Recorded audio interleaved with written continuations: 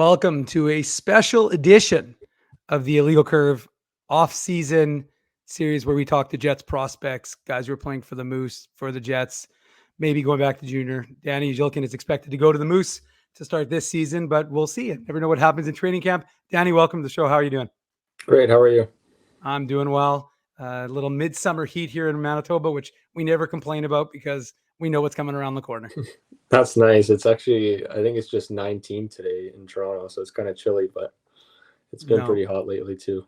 Yeah, we're dealing with doing some serious heat, some forest fires. Unfortunately, hopefully everybody is okay. But it's been a good summer so far.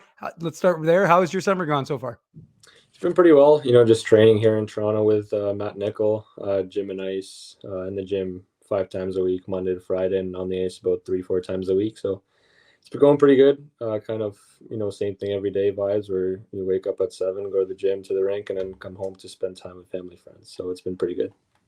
Well, now that you've had some time, the season's been over for a bit. Now that you've had some time to reflect on your 22-23 season, it was a busy one for you. Obviously got traded in junior hockey, got the recall up to the Moose.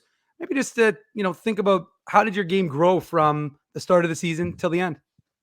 Yeah, I think it was a pretty good season for myself and Kitchener, where I finished as well. I mean, obviously starting out in Guelph, we didn't have the best team there, and we got rid of Sasha Pasajov early in the season for a lot of picks, and I knew that the team was kind of going into a rebuild kind of stage, and GM kind of told me that a trade might happen, and then I'm going over to Kitchener, so.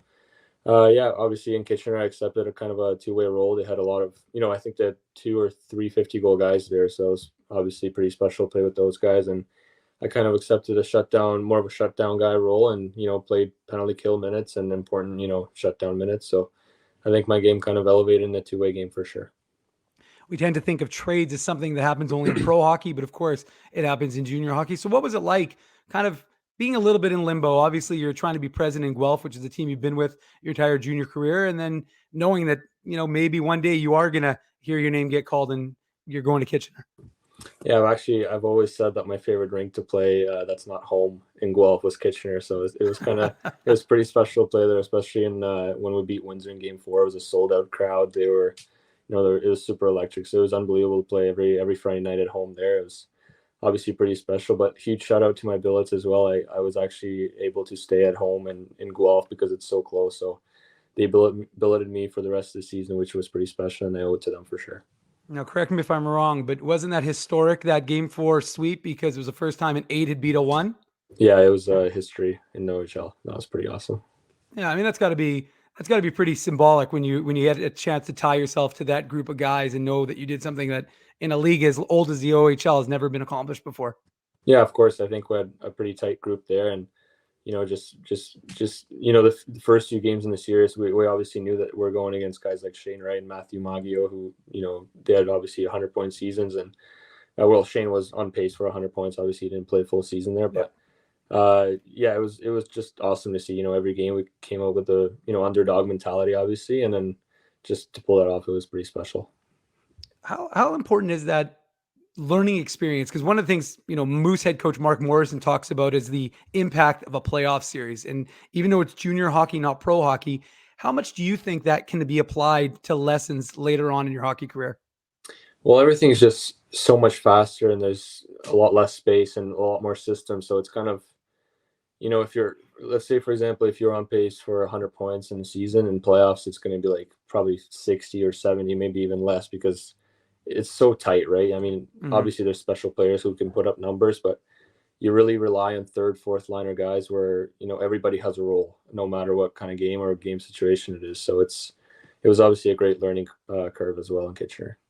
Well, going back to December, you signed your first ever pro contract. So with the Winnipeg Jets, of course, team that drafted you, 3rd overall in 2022. What was it like for you, that process? How long did it take? How involved are you? And what does it mean to you to have signed your first NHL deal? Oh, it was incredible. It was about 10 p.m. I was just playing video games with a couple of buddies, kind of wrapping up the night. And my agent called me and said, I need you on a Zoom call ASAP. And then next thing I know, I see my parents there, and I kind of figured out that this might be it. And he told me I'm signing my first pro contract, which was incredible. And, something you obviously dream of from when you're little, and hopefully there's a lot more to come from the contract side, and hoping to carry my game into Winnipeg and show myself pretty good. Well, and one of the things you've touched on already, and I was reading about it in The Athletic, how you referenced yourself as accepting that two-way role with Kitchener, because, like you said, there's guys who could put the puck in the back of the net, and you wanted to add to your repertoire. So, how is it that you saw your game evolve and change in order to accept that? And it's something I was reading, again, I think in that same article about your coaches, and that they said you were so quick to adapt to new systems and new challenges in your hockey career.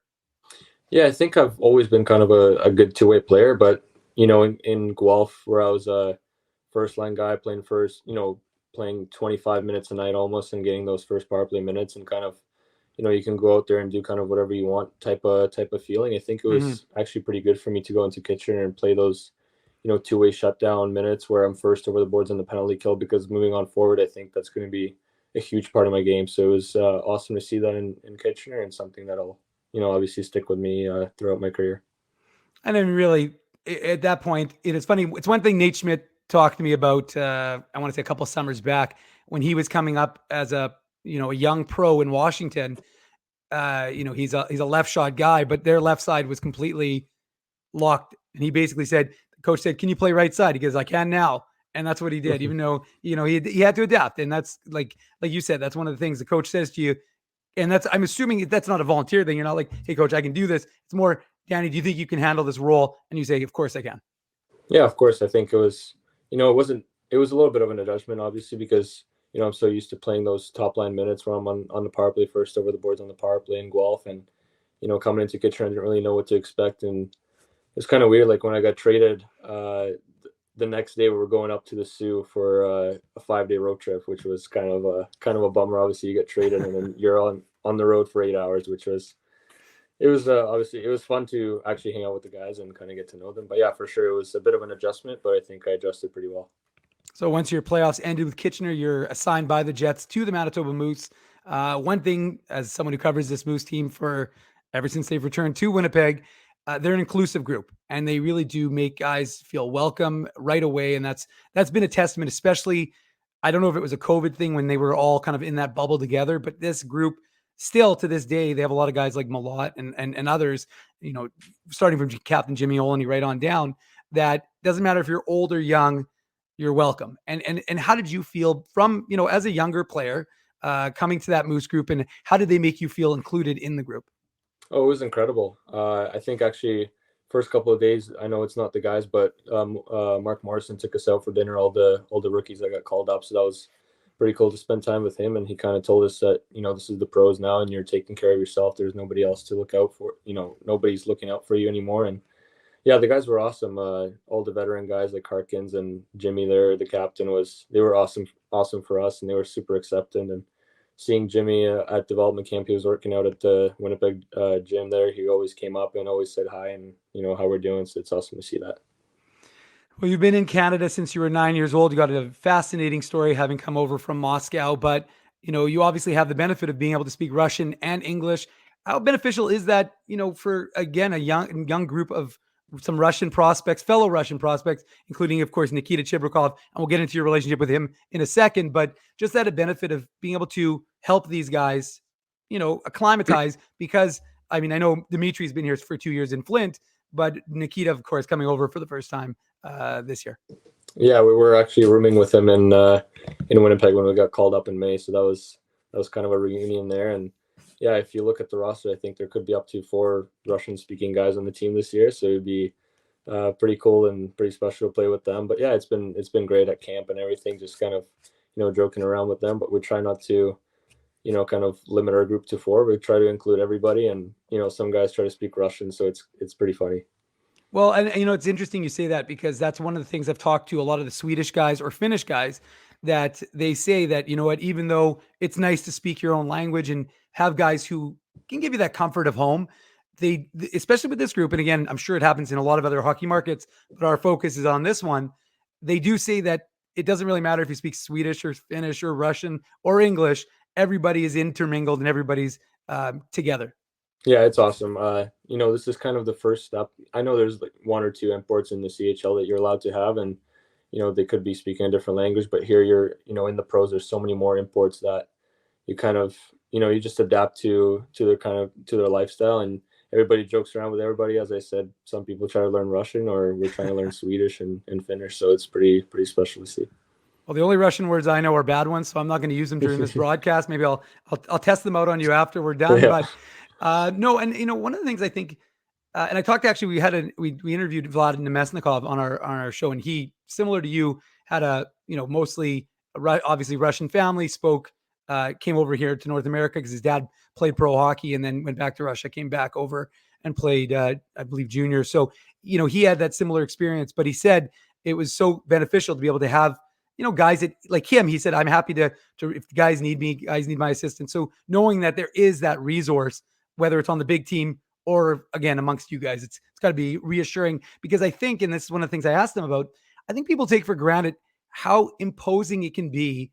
Think about it, you're a Canadian kid, you play for Team Canada, you're used to this environment, but just imagine Nikita Chibrikov coming from Russia, and now he's dropped in Winnipeg, and he's got to adapt to this environment. And now he's got you, and it's lucky, and he's got Dmitry Kuzmin, but imagine he doesn't.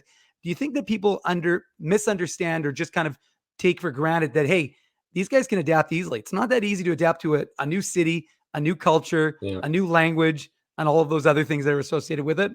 Yeah, 100%. I think, when I came over to Canada, I was 10 years old, so I didn't really understand much. I just kind of did what my parents told me. But I can imagine if I came over, at the age I am now, and not knowing how to speak English, I think it's super tough. And yeah, he's done a great job so far. And, me trying to, I'm always there for him to help out if needed, but I think he's done a pretty good job, transitioning to Canada. Well, and one of the things I listened to the guys at Level Flight who had you on previously, and I learned that you and Nikita played together on teams in Russia from the age of 4 to the age of 9. So when you got drafted, and he had already been drafted by the Jets, what was the messaging like, and what does that mean to you? That opportunity for a guy you obviously are close with to be able to try and become pros, or you're going to become pros, but actually get to that next level together here in Winnipeg.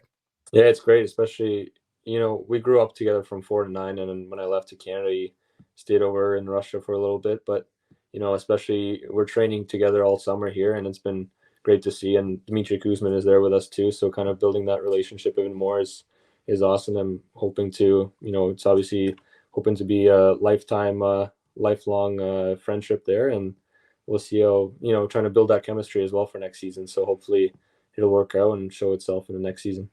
Danny, I mentioned that you were assigned by the Jets to the Moose. You didn't get into any of the games for Manitoba when they, went in their first round series with the Milwaukee Admirals, but you practiced with the team. So what was that like, getting a chance to, practice with these guys who are professionals every single day? And especially, as playoffs are going and the emotion is ramped up, what was it like for you? And what did you notice in terms of an adjustment practicing with juniors versus practicing with pros? Yeah, I think it was a huge benefactor for me. I think coming from junior and seeing what the environment's like, especially in playoffs, and getting to travel with the team to Milwaukee, I think that was pretty incredible on the Moose part, kind of taking us under the wing and kind of showing us around. But yeah, it was awesome. I think it's just a lot faster and kind of stronger, and the practices I noticed are a lot crisper. So I kind of like kind of fast-paced practices, so I think I transitioned pretty well, but it was obviously a great learning curve. Well, when a season comes to an end, and you always hope it goes as long as it can, teams hold exit meetings. So in this instance, again, you didn't play with them, so wasn't certain, but I figured I'd ask the question anyways. Did the Moose actually give you an exit meeting? And if they did, or even if they didn't, what were the areas they wanted, the organization as a whole wanted you to work on this summer? I think the biggest thing they said was cardio and keep up the speed. I think I'm pretty fast forward, but they've said it's such a hard, as I said, it's so tight and everything moves so fast that you really need good cardio. I think that was the biggest thing that Mike Keane and Jimmy Roy were telling me, and other guys as well. So I think that's the biggest thing I need to work on this summer, and I've been working pretty hard at that. Well, I know you got a chance. I saw you in the press box for Game 3 of the Jets and Golden Knights series, which was, of course, going on at the same time the Moose were doing battle. So what was it like for you being in Canada life, getting a chance to, take away an NHL playoff game live, and also the crowd, and specifically, of course, the Whiteout? I've actually, before every game, I watch kind of a hype up video before my games in Kitchener, and one of the videos were the Whiteout fans, and I was always kind of, I was expecting it would be obviously in a special environment, but seeing it live was actually incredible. I think it was the loudest building that I've ever been at, and it was awesome. It was so special to see. Especially the way the game went. Yeah, that was pretty. That was pretty cool. A season comes to an end and you head back home. So how soon do you start training again once you give your body a little bit of time to rest? Yeah, I went to Mexico for a week, and I took another week off. I think for 2 weeks I kind of did nothing, kind of relaxed and hung out with my family. But after that, it's five times a week in the gym and on the ice, kind of every other day. Do you feel like this is a summer you're training any differently because you're preparing for the pros, or do you think it's, you're sticking with what has gotten you to this point in your career? This summer, I've actually made the transition to Matt Nickel. I used to be at Garrett Roberts, so I Okay. think I owe it to my agency who set it up there. And this summer, I'm kind of really going into the season of you're training to take somebody's job. Now that it's the pros, you're kind of in junior, obviously it's not easy to make a junior team, but then once it's the pros, you're trying to make a living and trying to take somebody's job. So kind of making every rep count for sure, and coming into the season to steal somebody's job. We know there's a lot of guys in that Ontario region that you could be practicing. Are there any other, you mentioned Nikita and you mentioned Dimitri, are there any other Jets or Moose guys that are in the area that you see time to time and get a chance to train with? Yeah, Cole Perfetti is at my gym as well. He's been Okay. a great mentor for me as well. He's always around, always saying hi, and I've been on the ice with him a couple times at Power Edge Pro, the camp they have here. So it was cool to be on the ice with him. Well, what have you noticed and what skills have you been able to pick up from the 2020 first rounder of the Winnipeg Jets? Because he's a skilled player, no question about it. So what kind of tips do you think you've been able to kind of glean from watching him or practicing with him? I think his patience is awesome, and his playmaking ability. Every time we play those scrimmages, he always makes the right play, and the patience he has with the puck is pretty cool to see. Well, you were here in July, of course, for the development camp, which was the first time the teams held a development camp in 4 years. How was it? How nice was it, sorry, for you to be able to meet your fellow Jets prospects? Because again, some of them you may have known, but a lot of them you probably didn't. So from that perspective, to get a chance to meet these guys, what was it? What did that mean to you? It was awesome. I think I felt a lot more comfortable this year coming in from last year's main camp, obviously, and Mm-hmm. just kind of carrying that confidence as well and trying to do the best I can. But yeah, hanging around guys like seeing McGrody for the first time. I didn't get to see him at the draft there in last summer, but yeah, him and Barlow, we kind of stuck close together, so it was pretty cool to hang around with those guys. Yeah, well, those guys were they were like Step Brothers, the movie or something like that. They were quite the characters, and Yeah, maybe you guys are a trifecta. But I mean, it is important, right? Because like I said, it's to me the not having development camps, obviously because of COVID, and last year the Jets didn't hold it because of their injury situation, and a lot of you guys were with the team, so they didn't really need to evaluate you guys in that environment. But the what it was missing, it was critical because, like I said, to not really know guys, you text a guy here or there, but this way you're meeting them and you're developing a relationship with them on and off the ice. And yeah, you're right, you're competing, but it's really important to develop these relationships because for some of these guys, I mean, you could be connected to them forever, but you might be, really kind of brothers in arms for 5, 10, 15 years.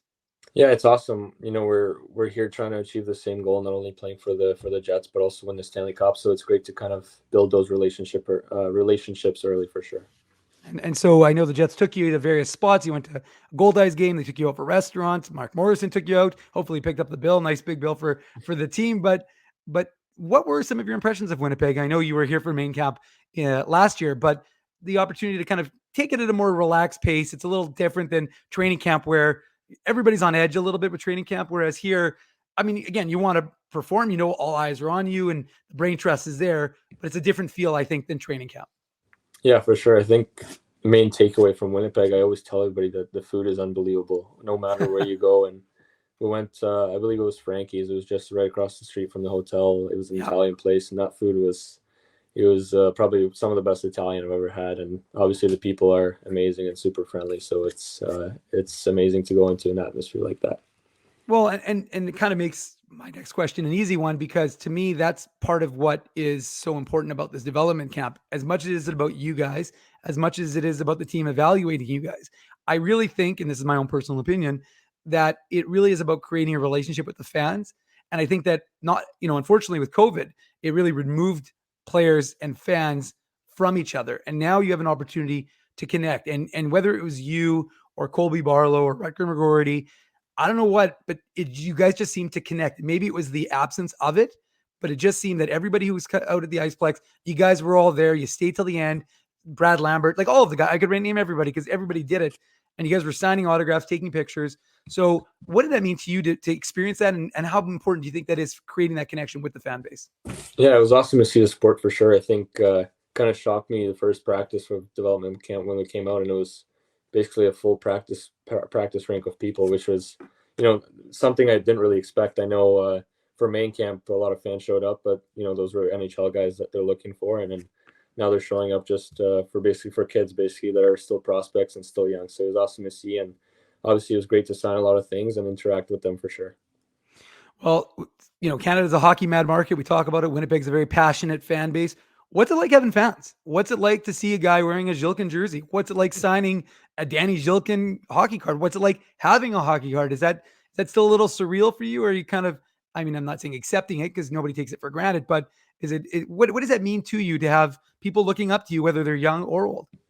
Yeah, it's awesome. I think, obviously having that in junior, I'm kind of adjusted now, but obviously hoping one day to have somebody wear a Winnipeg Jilkin jersey for sure. That would be the goal. But yeah, it's great to see. I think, especially being in Kitchener, playing in front of 9,000 people every home game, and in playoffs where they were singing the goodbye song to Windsor with the full stands, it was obviously pretty special to see. And it's basically fuel for you when you're on the ice, and there's dying minutes of the game and you have no energy. Those are the people that push you and kind of make you achieve more.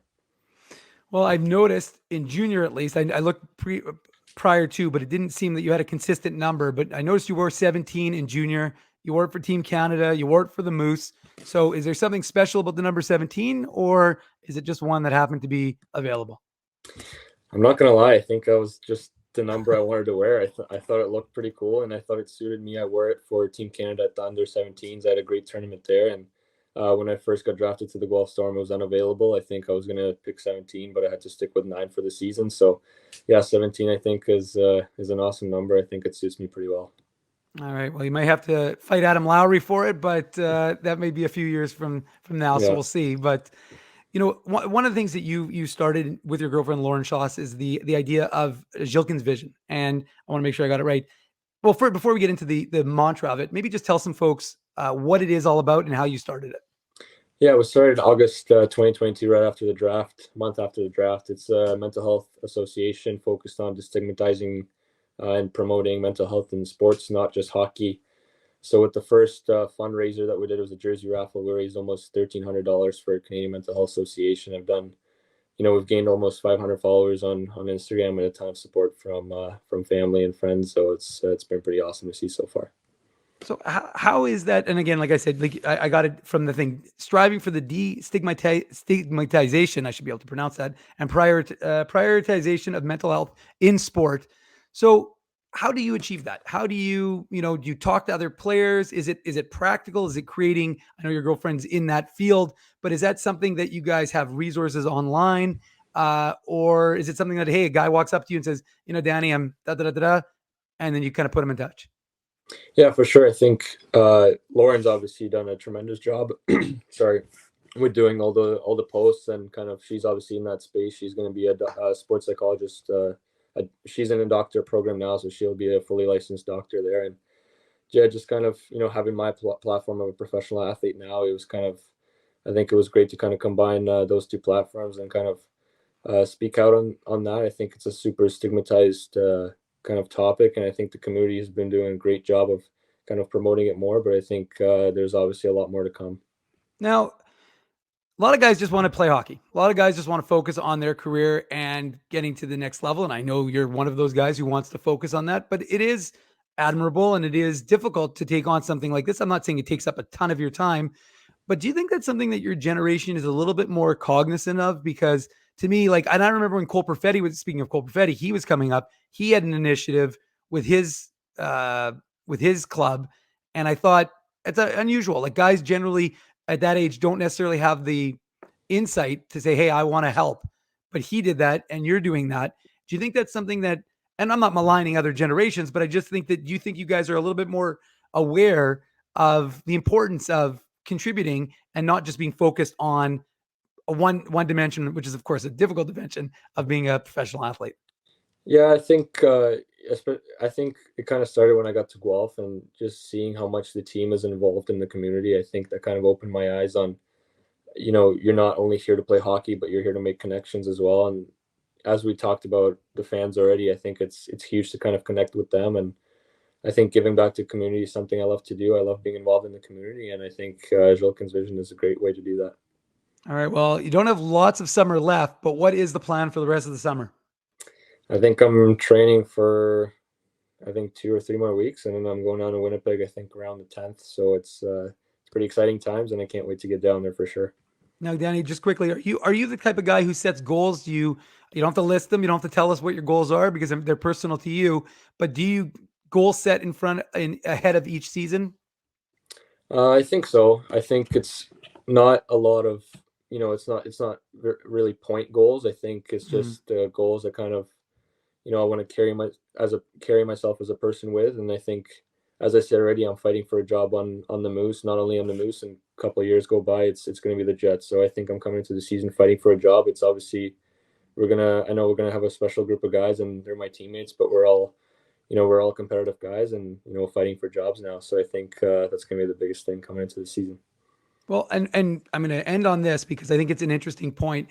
It's one thing I've talked about with the Jets' defensive prospects, with whether it's Ville Heinola, Simon Lundmark, Tyrell Bauer. I don't want to forget anybody because they'll be upset that I've left them out. But the point is that, and funny because one of my head right now in my head, I'm like, I know I'm missing one of the guys. Oh, Declan Chisholm. Of course, he'll never let me forget that one. But those guys all have different skill sets, and yet they can learn from each other, even though they're competing. Do you similarly, because this Moose group looks like it's going to be a young group, it's going to be a fun group, there's going to be a lot of skill on that group, and I'm not going to list them all, but you've got Lamberts, you got Lucius, you got yourself, you got Chibrikov, you got a lot of guys, Torgerson, Nikkanen. So that's just the young Jets prospect group. Do you look at it as an opportunity? Because you're right, you're all kind of competing to get to that next level. You have to help each other out.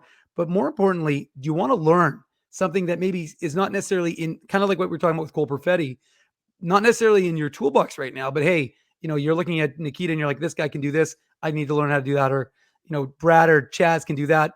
I'd love to learn how to do that. Do you see that as an opportunity this year to learn and grow with that group? I think so. I think it's been huge. And as I said, coming down to Winnipeg in May and being a part of the Moose team, I think that, kind of set off that, you're starting in pro now and you can kind of pick things from everybody, but seeing guys like Harkins and with the speed and plays and his dynamic there was awesome to see. But yeah, younger guys as well, like Nikita, he's got an awesome shot. So I've been working on my shot all summer. I think I'm a great two-way player, but having that offensive tool would be pretty awesome as well. All right. Well, Danny, we appreciate you joining us here with Illegal Curve Hockey. I'm sure we'll be talking to you a lot throughout the course of the winter, much to your chagrin, but you'll be hearing from me quite a bit. So thanks for joining us. We appreciate it. Enjoy the rest of your summer, and we'll see you in September in Winnipeg. Thank you very much for having me. Thank you.